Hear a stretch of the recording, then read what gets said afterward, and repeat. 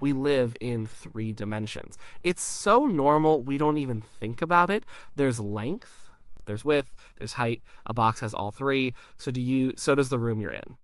You can move forward and backward. That's 1 dimension. You can move left and right. That's 2. You can move up and down. That's 3. Everything you know, everything you can touch is built from these 3. Our eyes are built for this world. They see surfaces, they see how light bounces off objects. Your brain takes the 2 slightly different images from your 2 eyes and creates a sense of depth. It's a clever trick, but it's still just a perception of a 3D world. We don't actually see all of it at once. You can't see the back of your own head. You can't see what's inside a closed box. You see the front, the top, maybe a side. The rest is hidden. But what if it wasn't? What if we could see in 4 dimensions? It's not just about adding another direction. It's not like having a new kind of up. It would be a fundamental change in reality itself. To even begin to understand it, we have to start smaller. We have to imagine a world with 1 less dimension than our own. Imagine a perfectly flat, 2-dimensional world, like a sheet of paper that goes on forever. The beings in this world, let's call them Flatlanders, are shapes: squares, circles, triangles. They have length and width, but no height. To them, height is a meaningless concept. They can move left and right, forward and backward. That's it. Their entire universe is a plane. A Flatlander, say a square, looks at his friend, a circle. He doesn't see a perfect circle. He sees a line. From his perspective, everything is a line of varying length and color. He can move around the circle to see its other sides, but he can only ever perceive it as a line segment. He knows it's a circle from experience, from moving around it, but he can never see the whole circle at once. And he certainly can't see what's inside it. If the circle ate a small triangle for lunch, the square would have no way of knowing. The triangle is inside the circle's boundary line.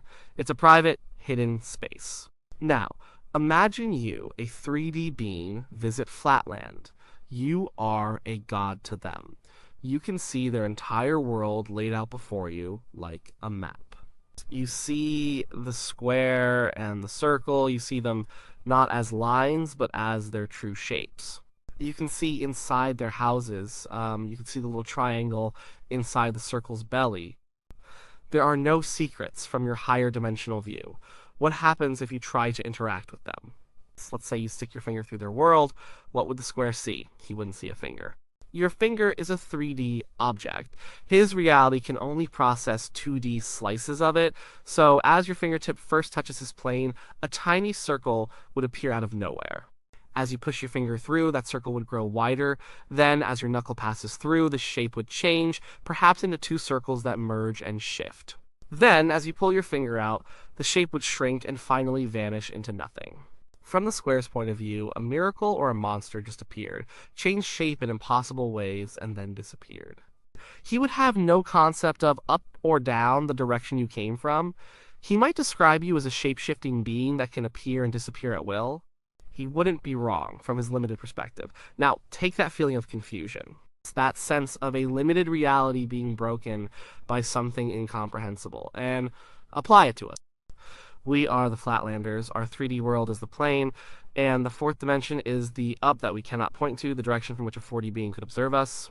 Or if we could see in 4 dimensions, we would be like the 3D being looking down on Flatland. So what would that actually look like? First, you would see everything at once, all of it. Think of a simple cube. Right now, you can see 3 of its faces at most. You have to turn it over in your hand to see the other 3.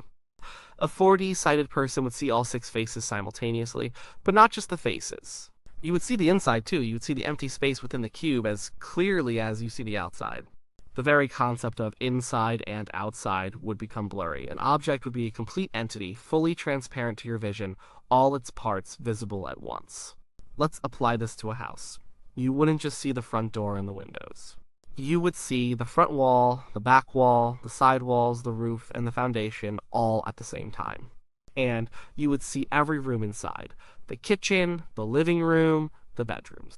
You'd see the couch in the living room, the milk in the fridge, the pipes in the walls, the dust bunnies under the bed. The house would be laid open to your gaze, like a dollhouse with no walls. This power of seeing inside things would change everything. A doctor wouldn't need an X-ray or an MRI. She could look at a patient and just see. She would see the skin, the muscle, the bone, the organs all at once. She could watch the heart beating, see the blood flowing through the arteries. She could spot a tumor growing on a lung, not as a shadowy image on a screen, but as a real object in its precise location from all angles. Surgery would be transformed. She could guide a tool through the body, watching its progress in real time, seeing exactly where it is in relation to every nerve and blood vessel without ever making a large incision. The body would hold no physical secrets from her. A mechanic would look at a car engine and see every piston, every gear, every belt, all in operation. He wouldn't have to guess where the strange noise is coming from. He would see the worn-out bearing or the cracked valve directly. No more taking the whole thing apart just to find one small problem. Repairs would be faster, more precise, and maybe even done without disassembly using specialized tools that could be guided through the engine's internal structure. A cook would look at an egg and see the yolk suspended inside. He'd see the steak on the grill and know exactly how cooked it is through the center. A geologist could look at the ground and see the layers of rock, the pockets of oil, the flow of groundwater.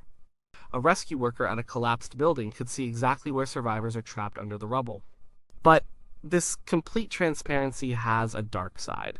Privacy would cease to exist. Your home would no longer be a sanctuary. Anyone could look in and see you. A thief wouldn't need to pick a lock. He could look inside your house and see where you keep your valuables. He could look inside the safe itself and see the combination tumblers. A locked door is a 3D problem. For a 40-sighted person, it's just a flat plane they can effortlessly see past, or even step around. Imagine trying to have a secret. You couldn't hide a letter in a drawer. You couldn't hide fear behind a calm expression. A 4D observer might be able to see the frantic chemical signals in your brain or the rapid beating of your heart. There would be no more poker faces. Society is built on layers of privacy, on things unseen. We close doors, we have walls, we have skin. 4D vision would strip all of that away. Everything and everyone would be naked all the time. How would our social structures, our laws, our relationships even survive that kind of total exposure? Now, let's think about what a 4D object would look like to us if we had this new vision. The equivalent of a cube in 4 dimensions is called a tesseract, or a hypercube. We can't really picture it, but we can describe it. A cube is made of 6 square faces, 12 edges, and 8 corners. A tesseract is made of 8 cubic cells, 24 square faces, 32 edges, and 16 corners. If you had 4D vision, you could see this entire structure at once. You'd see the 8 cubes that form its faces, all simultaneously nested and connected in a way that our 3D brains can't process. It wouldn't look like one cube inside another, which is how we often draw it. That's just a 3D shadow of a 4D object, like how a 2D shadow of a cube is a flat hexagon or square. With true 4D sight, you would perceive its full mind-bending geometry. It would be a stable, solid object, as simple and obvious to you as a rock is to us now. But what if we didn't have 4D vision and a tesseract passed through our 3D world?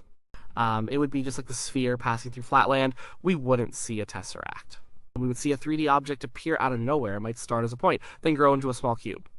As the tesseract continued its journey through our slice of reality, that cube would expand. Then, seemingly from the middle of its faces, other cubes would emerge and grow. The object would appear to morph and turn itself inside out, a collection of shifting, intersecting cubes. Then it would all shrink back down, coalesce, and vanish into nothing. It would look like impossible, magical geometry. This brings us to navigation. How would we move? If we could not only see but also move in a 4th physical dimension, the world would open up in unimaginable ways. Think back to the Flatlander. If a square is trapped inside a circle drawn on the paper, he can't get out. He's surrounded, but you, in the 3rd dimension, can simply reach down, pick him up, and place him outside the circle. You moved him through the 3rd dimension, a direction he didn't know existed. We could do the same. If you were locked in a bank vault, a room with thick steel walls on all 6 sides, you would be trapped in 3D. But with the ability to move in the 4th dimension, you could simply step around the vault. You would exit our 3D space in one location and re-enter it in another without ever touching the walls. The vault would be no more of an obstacle than a chalk circle on the floors to you now. This would make prisons obsolete. It would make borders meaningless. You could travel from one point on Earth to another by taking a shortcut through the 4th dimension. You might be able to step out of your living room in New York and step back into a street in Tokyo. It would be the ultimate form of travel, but it would also be incredibly disorienting. Our sense of direction is based on a 3D framework. Adding a whole new axis, a new set of directions, ana and kata, as some call them, would be overwhelming. We get lost in our 3D world. Imagine trying to navigate a 4D one. You could get lost in ways we can't even fathom, ending up in a place or orientation that is utterly alien. What would a 4D city even look like? Buildings might be interconnected in complex, overlapping ways. Maybe they'd be hyperspheres instead of skyscrapers. Our entire understanding of architecture and urban planning would have to be thrown out and reinvented from scratch. And what would all this do to our brains? Our brains evolved over millions of years to process information from a 3D world. They are masterfully tuned for it. The sheer amount of data that would come from 4D vision would be staggering. It's not just a little more information, it's an exponential increase. Every single point in your field of vision would have another dimension of data attached to it. Imagine standing in a crowded room. In 3D, you see a bunch of people. It can be a little overwhelming. In 4D, you would see all of those people inside and out. You would see their skeletons, their organs, their circulatory systems. You'd see the person standing behind the person in front of you. You'd see every object in the room, from all angles, all at once. Could a human mind handle that? It's likely that the initial experience would be pure, unfiltered sensory overload. It would be a chaotic, incomprehensible mess of shapes, colors, and information. It might be like trying to listen to 1,000 different songs playing at the same time. The brain might just shut down. It could lead to a new form of madness, an inability to filter the signal from the noise. We might need to evolve entirely new brain structures just to cope with the input, to learn how to focus on one slice of reality at a time while ignoring the rest. Perhaps a new consciousness would emerge from it. Our current consciousness is tied to our linear perception of time and our 3D perception of space. A being who perceives 4 dimensions might have a different kind of awareness. If the 4th dimension is time, as Einstein's theory of relativity suggests, then seeing in 4D might mean seeing time all at once. This is a different, more abstract idea than a 4th spatial dimension, but let's consider it. If you could see time laid out like a landscape, you wouldn't experience a no. You would see your entire life, from birth to death, as a single, complete object, a worm in space-time. You would see your childhood, your adulthood, and your old age simultaneously. You would see every cause and every effect. The past and the future would be as accessible to you as the city block to your left and the park to your right. This would destroy the concept of free will. If you can see the future, is it really the future? Or is it just a part of the landscape you haven't walked to yet? Choice would become an illusion. Every decision you ever made and ever will make is already laid out, visible. It would be a profound and perhaps terrifying form of existence. There would be no surprise, no hope, no suspense, just the static, unchanging reality of your entire timeline. Let's step back to the more manageable idea of a 4th spatial dimension. How would this change art and science? Here, art would become something we can barely imagine. Painters have struggled for centuries to represent 3D space on a 2D canvas. Where Cubism was an attempt to show an object from multiple viewpoints at once, a sort of shadow of 4D perception. A true 4D artist could create works that shift and change as you move your point of view through the 4th dimension. A sculpture wouldn't be a static object. It would be a 4D form that, when viewed in our 3D slice, would appear to be in constant fluid motion, morphing between different shapes. Music could be spatial, with notes and harmonies existing in complex 4D geometric relationships. Science would leap forward millennia. Physicists talk about extra dimensions in string theory. With 4D vision, they could see them. They could directly observe the fabric of spacetime and watch it bend around massive objects, as Einstein predicted. They wouldn't need a particle accelerator to probe the nature of reality, they could just look.